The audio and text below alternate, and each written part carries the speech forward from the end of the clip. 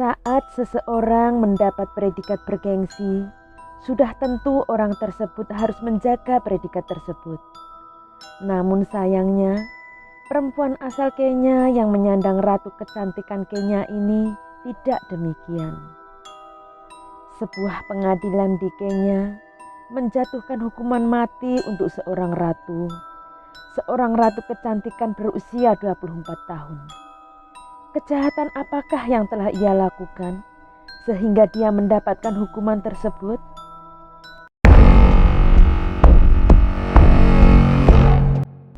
Ruth Kamande lahir 24 tahun silam di Kenya. Dia termasuk etnis multiras. Setelah menyelesaikan sekolah menengahnya, Ruth melanjutkan ke perguruan tinggi. Selama masa kuliahnya, dia bertemu dengan seorang cowok bernama Farid Muhammad. Mereka berada di perguruan tinggi yang sama, tapi angkatan yang berbeda. Tidak menunggu waktu lama, mereka pun saling jatuh cinta dan mulai berkencan. Bahkan setelah lulus dari perguruan tinggi, mereka masih tetap berhubungan. Mereka masih sering bertemu satu sama lain. Orang tua mereka juga baik-baik saja dengan hubungan itu. Tapi perlahan pasangan itu mulai mengalami masalah. Farid adalah orang yang posesif, iri dan selalu menjaga rahasia.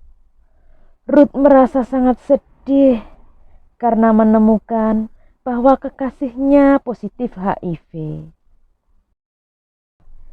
Pada September 2015, Ruth Kamande menjadi berita utama dengan membunuh pacarnya. Dia menikamnya 22 kali di dadanya. Kemudian, polisi Kenya menangkapnya di rumahnya. Selain itu, dia dikurung di penjara wanita Lang'ata, Nairobi, Kenya.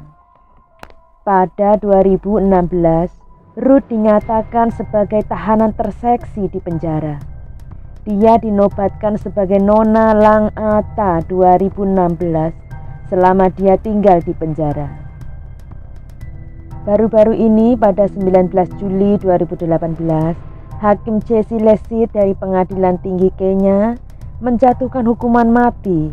Menurut Hakim, Ruth senang menikam pacarnya 22 kali. Bahkan dia tidak menyesal bahkan saat berada di pengadilan.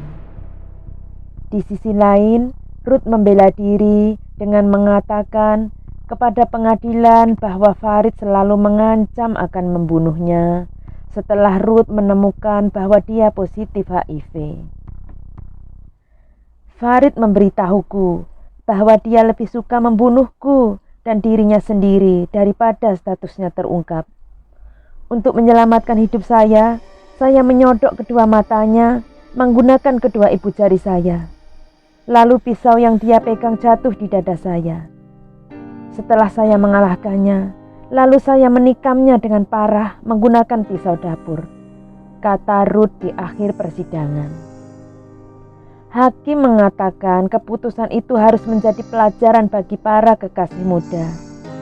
Jika Anda menemukan diri Anda dalam situasi seperti ini, maka Anda harus pergi daripada berdebat dan memperburuk keadaan.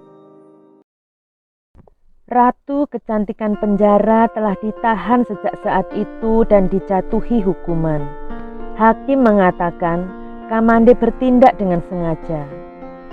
Dia diperkirakan akan mengajukan banding atas hukuman tersebut dalam waktu 14 hari. Namun, meskipun dinyatakan sebagai ratu kecantikan, dia tetap kalah dalam banding yang menantang hukuman matinya. Wanita berusia 24 tahun itu akan menyesali seluruh hidupnya atas tindakan malapetaka membunuh pacarnya Farid Muhammad. Kamande sekarang akan menghabiskan hidupnya di balik jeruji besi. Dan hukuman mati setelah pengadilan kedua memutuskan bahwa dia memiliki hati yang penuh dengan kedengkian, dendam, tidak berperasaan dan kebencian, dan yang sama-sama pantas untuk dihukum mati. Setelah hakim tinggi menjatuhkan hukuman mati, Kamande pindah ke pengadilan banding dengan harapan dapat membuktikan bahwa dia tidak berniat membunuh. Dia menjelaskan bahwa dia telah melihat beberapa surat yang ditulis almarhum kepada wanita lain. Ruth berkata bahwa mereka telah berdamai. Wanita itu menceritakan bahwa dia menikamnya untuk membela diri. Bahkan ada bukti pergumulan di antara mereka karena Ruth juga mengalami luka. Namun, hakim pengadilan menolak untuk mendukungnya. Setelah meneliti dengan cermat bukti-bukti yang diajukan, hakim memutuskan bahwa Kamande terobsesi dengan almarhum, cenderung cemburu dan posesif terhadap almarhum. Menurutnya, 22 luka tusukan yang dialami oleh Farid jelas merupakan indikasi niat dan niat jahat. Hakim menuduh Kamande melakukan perilaku manipulatif, termasuk mengakses ponsel korban, serta tidak menunjukkan penyesalan atas serangan ganas yang meninggalkan darah di mana-mana. Keluarga korban bersikeras bahwa hukuman itu sesuai dengan kejahatannya.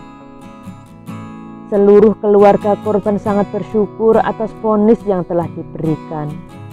Bibi korban berkata bahwa Mohammed baru saja memulai pekerjaannya ketika hidupnya dipersingkat. Kenya memiliki larangan efektif untuk melaksanakan hukuman mati. Mahkamah Agung Negara itu memutuskan pada Desember 2017 bahwa hukuman mati wajib untuk tindak pembunuhan dan perampokan bersenjata tidak konstitusional.